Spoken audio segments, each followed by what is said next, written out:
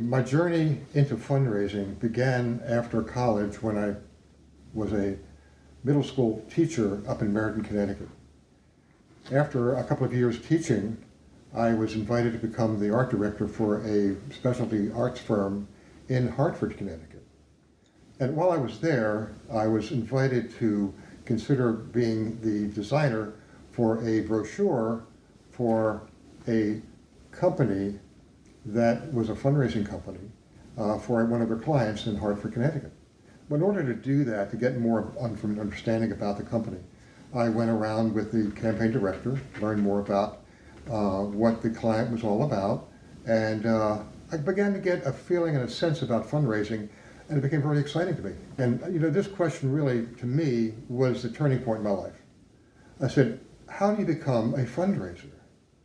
And he asked me why I wanted to know that, and I said, I've never felt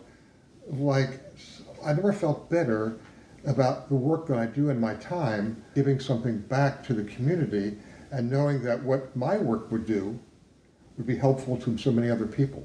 Well, a week later, he sent me indication that he'd like to hire me. And I tell you what, from then on, I never looked back.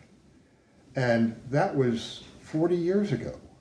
And I tell you what, I have never been more excited about what I do and the things that I am able to accomplish for people and the success I've had. And it's not because I'm great, but I think it's because the training that I had and the steps that it takes to become a success in fundraising are very basic. It's like the basics of everything. You have to go back to that every once in a while, I believe. The idea of writing a book about my fundraising experience started about several years ago, and it was the furthest thing from my mind.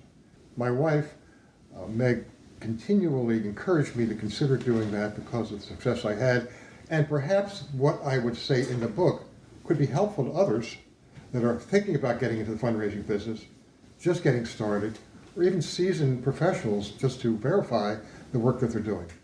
And I wrote the book and titled The How and Wow of Fundraising because it is wow, to me it's a wow of fundraising. Everything we do is a wow about that.